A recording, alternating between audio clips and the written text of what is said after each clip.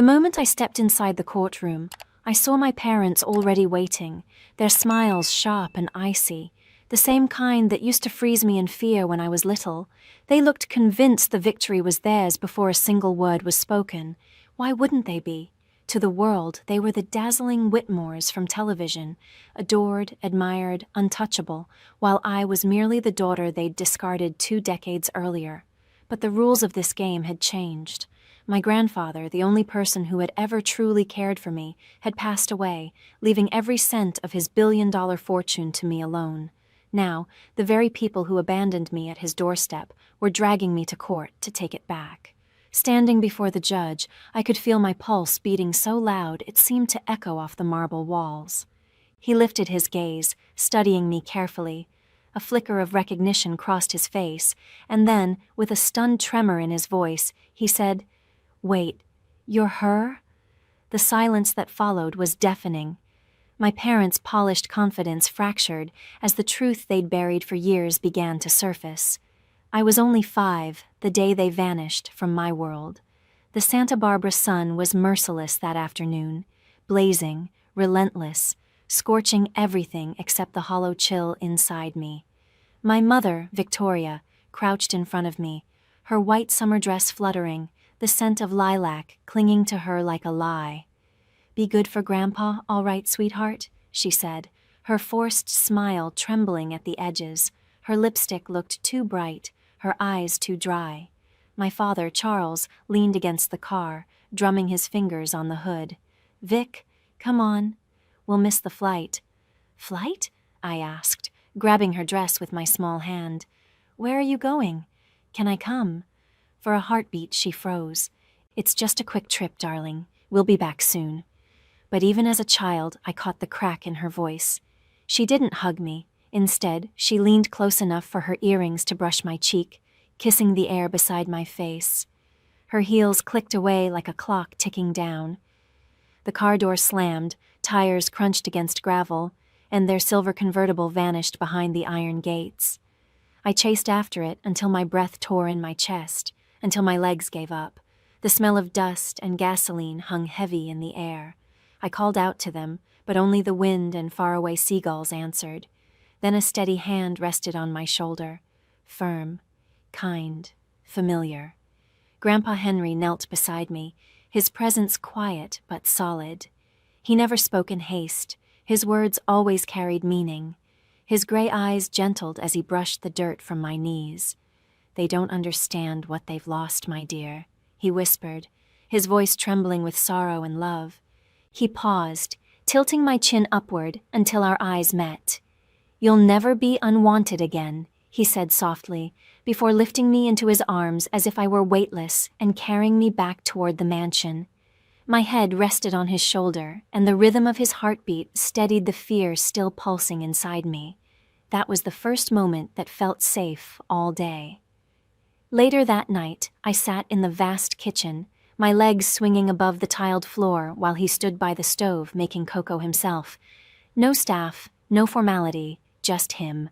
"Extra marshmallows, right?" he asked, smiling faintly. I nodded, tears blurring my vision. When he tucked me into bed, the house seemed too large, too still. The slow, steady tick of the grandfather clock echoed like the footsteps of people who would never return. "Will they come back?" I whispered. He hesitated, then ran a gentle hand through my hair. "Some doors, my dear Emma once closed, should remain shut." Before switching off the lamp, he added quietly, "You'll never have to chase love again. From now on, it lives right here." In the dim light, I clung to his hand and believed every word. That was the night I stopped waiting for my parents and started belonging to someone who truly stayed. Life with Grandpa Henry bore no resemblance to the movies about billionaires. His estate perched on the cliffs of Santa Barbara, gazing out over the Pacific like a silent sentinel. Inside, though, there were no lavish galas or servants bustling about. The rhythm of the house was calm, precise, and filled with meaning. Every morning at 6, his gentle knock woke me. "Up, Emma. The world doesn't wait for those who linger," he'd remind me.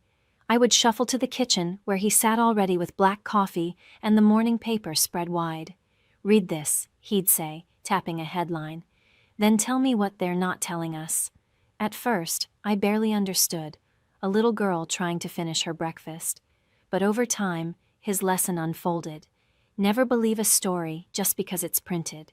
Truth, he said, hides beneath the surface, waiting for those who dare to dig for it. He was the founder of Whitmore Industries, a vast network of shipping and logistics that tied nations together.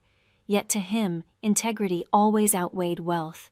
Money, he'd often say, is like salt water. The more you drink, the thirstier you become. So make sure what you crave is worth it. I watched the world bend toward him, politicians eager for his handshake, lawyers seeking his wisdom, employees driven not to disappoint. He ruled with fairness, never cruelty, his authority quiet but absolute.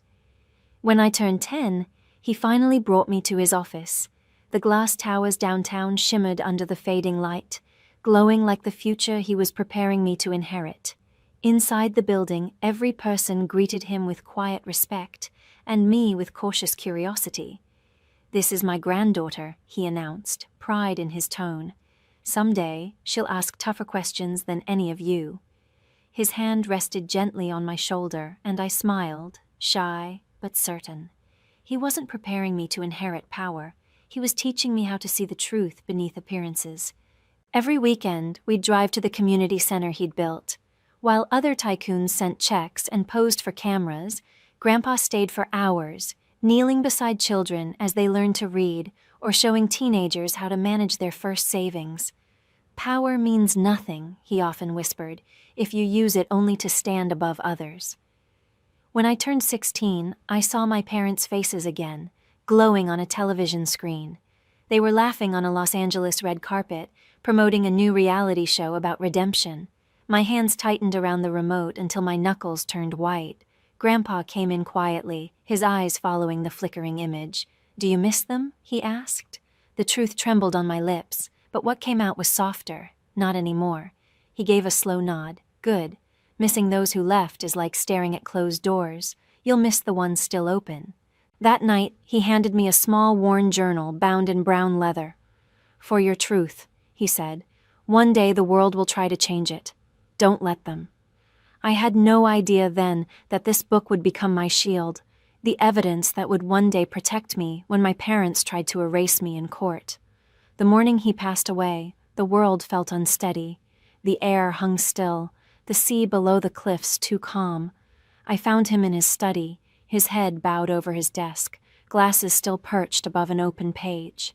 The final line he'd written read, "Truth, in the wrong hands, turns to poison." I didn't cry at first. I just stood frozen, staring at the man who had filled every void in my life. Then the grief broke through, sharp and relentless. His funeral gathered the city's elite, magnates, judges, even ex-presidents, all eager to be seen honoring Henry Whitmore, the man who built an empire on integrity. But I wanted none of that. I just wanted one more hour with him, one more of his lessons, one more warm cup of cocoa on a rainy evening. And then I saw them. My parents stood near the front, dressed in sleek black, faces hidden behind designer sunglasses. My mother, Victoria, dabbed her eyes with a lace handkerchief, her tears as artificial as her smile. My father, Charles, looked detached, impatient, like the service was keeping him from something better. When the ceremony ended, they came toward me, the first time in 22 years. "Emma," my mother said softly, tilting her head, "you've grown so much." I took a step back, meeting her painted face with a steady gaze. "You remembered my name." Her smile faltered for a second before she forced it back. "We're family," she said lightly. "We should reconnect." "Family?" I repeated, the word tasting bitter. "You left me with him like I was baggage too heavy to keep." Charles' expression hardened, his jaw clenching. "You always did have a flair for drama." Before I could reply, Henry's attorney, Mr. Samuel Briggs, appeared in the doorway and announced that everyone should gather in the estate office for the reading of the will. A low murmur rippled through the guests as they filed inside. My pulse pounded so loudly I could hear it in my ears. Samuel cleared his throat and began to read. The late Judge Henry Whitmore leaves all properties, including the Whitmore residence, corporate assets and financial holdings, to his granddaughter, Emma Whitmore. The silence that followed was absolute. My mother gasped audibly. "That's not possible," she stammered. Charles slammed his hand on the polished table. He was old. He wasn't in his right mind. But Samuel didn't waver. He also left a written message for his son and daughter-in-law, he said, his tone steady.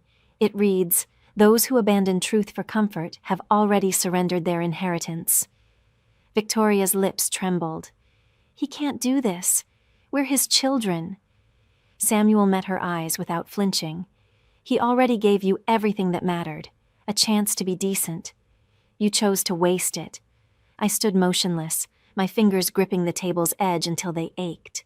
For the first time, I saw my parents stripped bare, their polish gone, their charm unraveling in front of everyone. When the crowd began to drift away, my mother turned toward me, her voice low and venomous. "You'll regret this, Emma. You don't deserve a single piece of what he built." I met her stare evenly. "Neither do you." Outside, the wind roared through the gates, scattering white petals from the funeral wreaths across the gravel. In that moment, I understood that grief and greed often arrive together, and in the whisper of the wind, I could almost hear Grandpa's voice. "Stand tall, Emma. The truth always reaches back." It began again a week later, with a thick white envelope waiting on my doorstep. No sender, just my name written in bold, unmistakable handwriting, Emma Whitmore. I tore it open, expecting sympathy cards. Instead, my eyes froze on the heading, Notice of Civil Action. Below it, the words hit like a blade. Charles and Victoria Whitmore versus Emma Whitmore, claim of undue influence. For several seconds, I couldn't move. My hands trembled so violently that the papers slipped from my grasp. My own parents were taking me to court, accusing me of deceiving the only man who had ever loved me into giving me everything he owned. Within hours, the story exploded. By evening, every headline screamed the same scandal. Billionaire's granddaughter sued by estranged parents for $1.6 billion estate.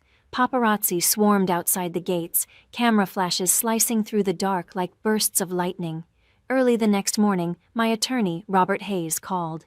His voice carried that practiced calm only years in chaos could teach. "Emma, they're moving quickly. The filing's in Los Angeles County. Your father still has friends there." "Of course he does," I muttered. "He always had power, just never the kind that counted." Later that day, I met Robert in his downtown office. He pushed a stack of documents across the desk. "They're alleging you cut off your grandfather's visitors, interfered with his medical care, and pressured him to change his will." A sharp laugh escaped me. Controlled access? He was protecting me from them, not the other way around. Robert exhaled slowly. "I've handled ugly estate disputes, but parents suing their own daughter? That's a first." "They're not my parents," I said, my voice barely above a whisper. "They're strangers tied to me by DNA." Still, my thoughts drifted to Grandpa's final weeks, the soft-spoken dinners, his weary smile, the tremor in his hand when he signed letters. Did he foresee this coming? Maybe that's why he left the journal. Maybe he knew I'd need it. 2 days later, as I left a cafe, a tabloid reporter lunged forward, cameras flashing. "Emma, did you manipulate your grandfather? Did you threaten him?" I stopped, faced the swarm, and replied steadily, "If loving the man who raised me counts as manipulation, then yes, I'm guilty." By the next morning, a blocked number lit up my phone. "Enjoying your fame?" My mother's voice slid through the line like ice. "Why are you doing this?" I asked. "Because you took what's ours," she said coldly. "You stole our life. Now we'll take yours." Then the line went dead. That night, I sat alone in the study where Grandpa once taught me how to read contracts. His photograph rested beside the familiar leather journal. I opened it, my fingers tracing his fading handwriting. "When truth is tested, stand still. Let them strike. They'll only hurt themselves." I closed the book, drawing a slow breath. The fear remained, but beneath it, something stronger began to rise. Resolve. If they wanted a battle, they'd chosen the wrong Whitmore. When the first hearing arrived, the sky hung heavy and bruised, clouds pressing low over Los Angeles. Reporters crowded the courthouse steps, hungry for blood. I didn't know whose reputation would die that day, theirs or mine, but I was done running. The courtroom carried the faint scent of polished wood and unease. My parents occupied the plaintiff's table, perfectly posed for the flashing cameras, my mother immaculate in a black dress, my father crisp in a navy suit. They didn't look heartbroken. They looked rehearsed, like actors mid-scene, performing vengeance for the crowd.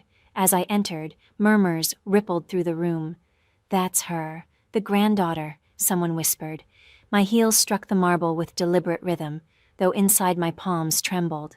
Robert leaned toward me, his voice low and steady. "Stay composed, Emma. Let the facts do the talking." At the bench sat Judge Marcus Nolan, a man with silver hair and eyes that missed nothing. His presence dominated the room even before he spoke. When his gaze met mine, a strange flicker of recognition crossed his face. Surprise, maybe disbelief. He took off his glasses slowly. "Miss Whitmore?" he asked, his tone unexpectedly gentle. "Step forward, please." My stomach tightened as I approached. The gallery fell silent. He studied me for several long seconds, then murmured, almost to himself, "You're Henry Whitmore's granddaughter?" "Yes, Your Honor." A small nod, then a change in his expression, something like respect. "I clerked for your grandfather once," he said quietly. "He told me, if my granddaughter ever appears in your court, listen closely. She'll be telling the truth." Gasps swept through the spectators. Behind me, I could hear the crack in my mother's mask and the click of my father's clenched jaw. Judge Nolan straightened. "Proceed," he said, his calm voice now edged with conviction, the kind that warned everyone that honesty still had weight here. Their lawyer, Elliot Graves, rose with practiced confidence. "Your Honor," he began silkily, "this young woman isolated her elderly grandfather, interfered with his medical care, and coerced him into revising his will. We intend to prove deliberate fraud." Robert remained unruffled. "We look forward to refuting every falsehood, Your Honor."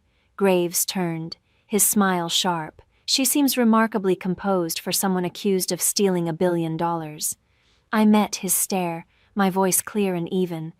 "Composure isn't guilt, Mr. Graves. It's faith in the truth." A low hum of approval rippled through the courtroom, the sound of an audience beginning to shift its allegiance. Even Judge Nolan's lips twitched, not quite a smile, but close.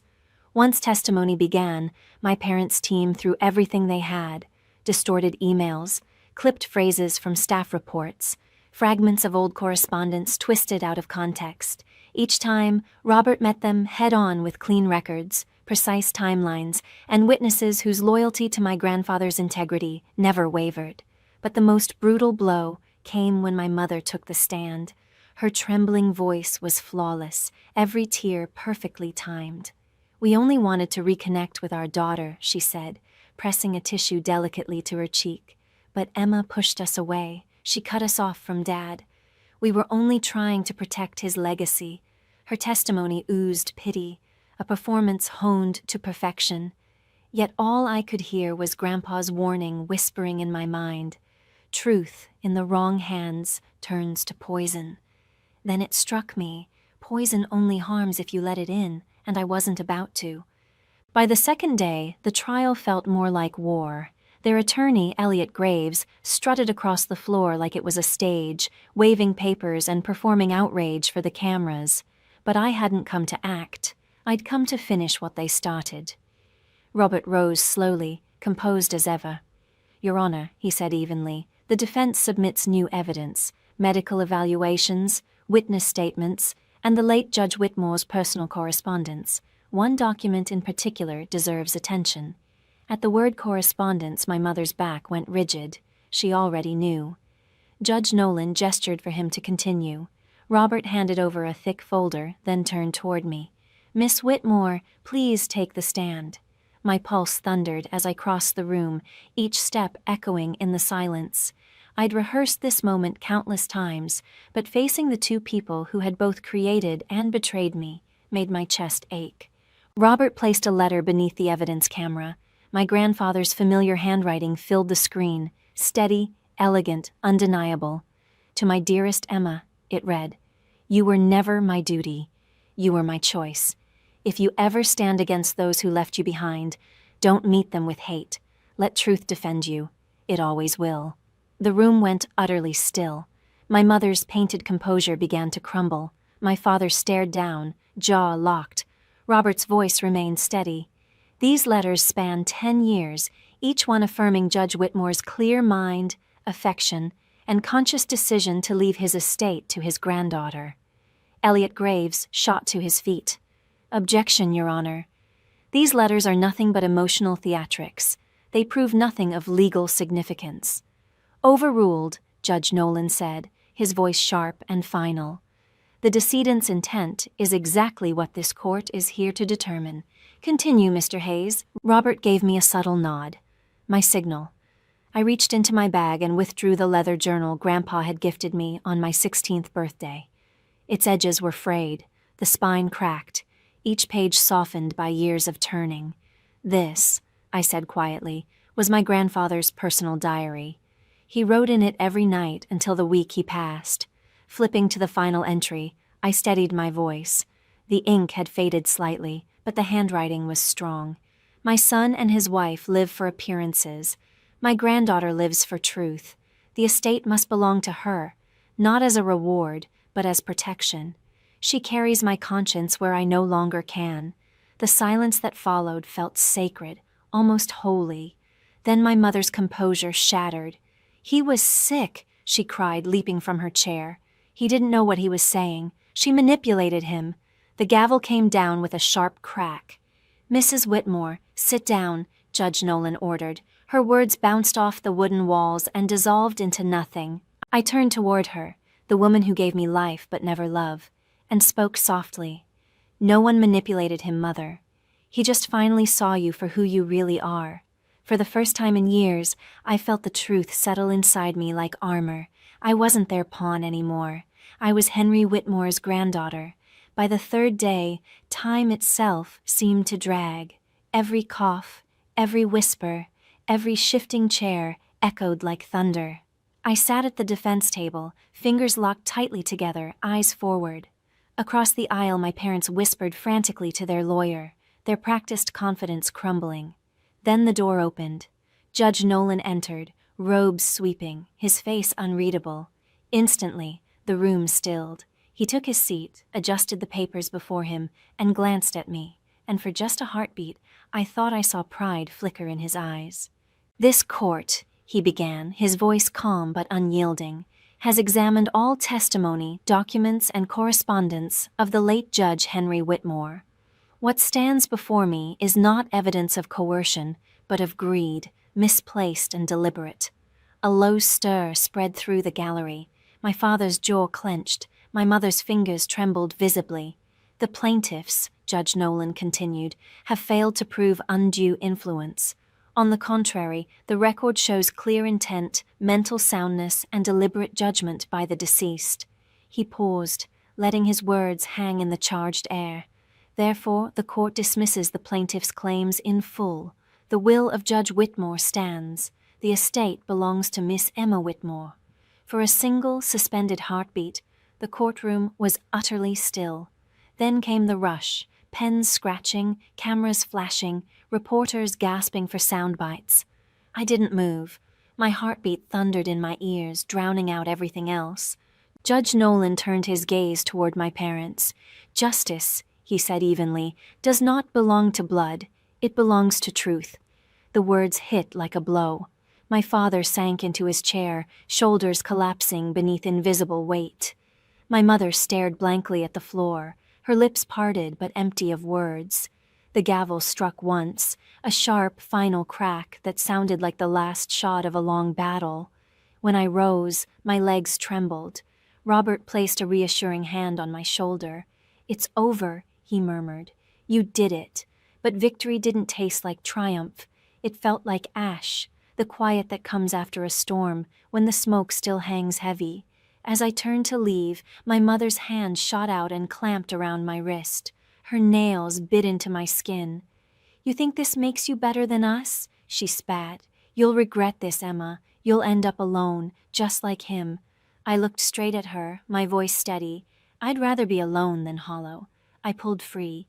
Outside, sunlight flooded the courthouse steps, fierce and blinding, a light that felt like cleansing. The press surged forward, microphones thrust toward me, voices overlapping in a blur of noise. How does it feel to win? What will you do with the money? I paused halfway down the stairs, the wind off the Pacific tugging at my hair. It wasn't about money, I said quietly, just enough for every camera to hear. It was about truth. That night, I sat in the study beneath Grandpa's portrait, the verdict papers resting beside me. I whispered into the silence, "You were right, Grandpa. Truth really does have long arms." And today, it finally reached back. Weeks drifted by after the ruling, but peace didn't come easy.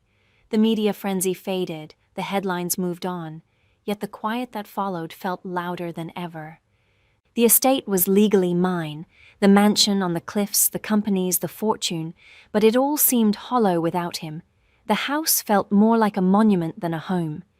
At night, I wandered its long corridors, past oil portraits and echoing floors, and could almost hear his voice woven into the stillness. Power means nothing if you can't live with your conscience. For the first time, I slept without fear, though not without sorrow. Then one evening, as the sun bled into the Pacific and painted the horizon in deep red light, my phone rang. An unfamiliar number glowed on the screen. I hesitated before answering. "Hello?" A pause, then a voice, fragile, shaking. "Emma?" It was my father, and for a moment I forgot how to breathe.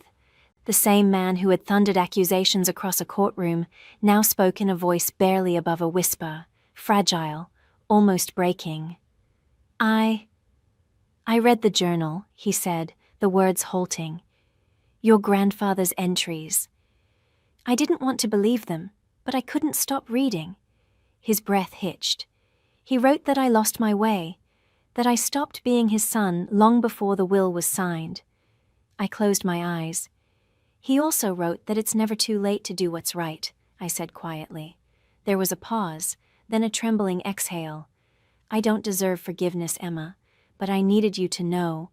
I'm sorry. For everything. For leaving you. For blaming you. For becoming the kind of father he warned you about." His words hung there, fragile, sincere, and unbearably human. Neither of us spoke for several long seconds. I gazed out the window at the garden, the one Grandpa had planted for Grandma so many years ago. The breeze rustled through the roses, and for the first time in a long while, the silence felt peaceful. "I don't know if I can forgive you," I finally whispered, "but I know Grandpa would have wanted me to try." He drew a shaky breath. "I'll take that. It's more than I deserve." Before the line went dead, he added softly, "You remind me of him, the way you never back down." After the call ended, I stayed there, staring at the horizon. The world had gone still again, but not with grief this time. With calm, with healing. I stepped outside barefoot, feeling the cool grass beneath my feet. The sun had slipped beneath the ocean, leaving the estate bathed in warm, golden light. In my hands, I carried Grandpa's journal. Turning to its final page, I read the words that had outlived him. "True justice isn't found in courtrooms, but in the hearts of those who keep believing in it." Tears finally came, soft and unhurried. "I believe, Grandpa," I whispered. "I always will." And in the hush of the evening breeze, I could almost hear his reply, gentle, proud, at peace. "Then I can finally rest, my girl." As the ocean wind drifted through the roses, it struck me with quiet clarity. Justice had been won long ago, but forgiveness, that was the real inheritance he'd left behind.